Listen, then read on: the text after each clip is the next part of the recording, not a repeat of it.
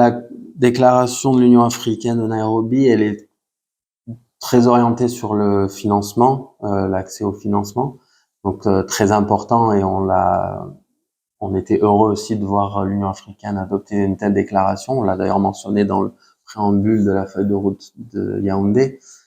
Mais la feuille de route de Yaoundé, elle a une vocation plus opérationnelle, de donner un cadre sur les questions d'habitat spécifiquement.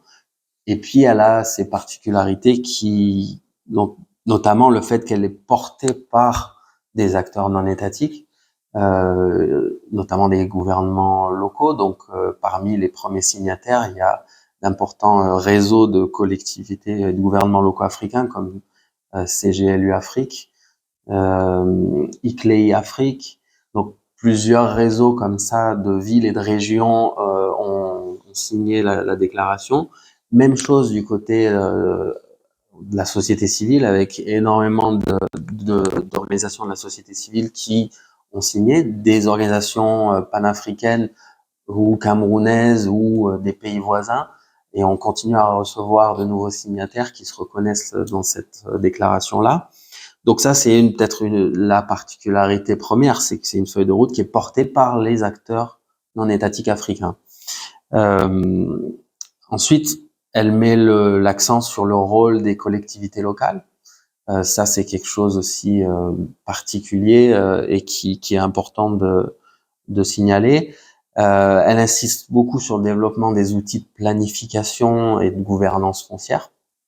Elle insiste aussi sur quelque chose qui est souvent oublié, c'est l'importance de mieux prendre en compte les villes intermédiaires et pas seulement se focaliser sur les plus grosses métropoles en Afrique qui sont déjà saturées, mais aussi de penser la planification de l'habitat dans la continuité avec des villes intermédiaires et dans leur connexion aussi avec la ruralité, afin d'essayer de limiter aussi cet exode rural très très fort que connaît le continent africain, et ce développement inégal parfois entre des métropoles qui captent beaucoup de population et des villes intermédiaires qui peuvent être un peu laissées de côté.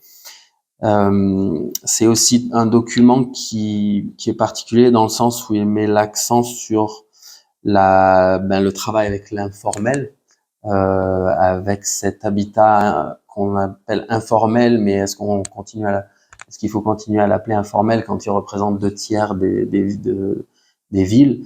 Ça, c'est un sujet encore tabou pour beaucoup de décideurs. Donc là, il y a un point important qui est soulevé, c'est essayer de mieux travailler avec l'informel, avec la particularité du développement urbain que connaît le continent, et y compris, encore une autre particularité, le fait d'essayer de s'appuyer non seulement sur ces particularités, mais sur des savoirs traditionnels qui peuvent être très très pertinents, notamment sur les questions de construction et d'habitat durable.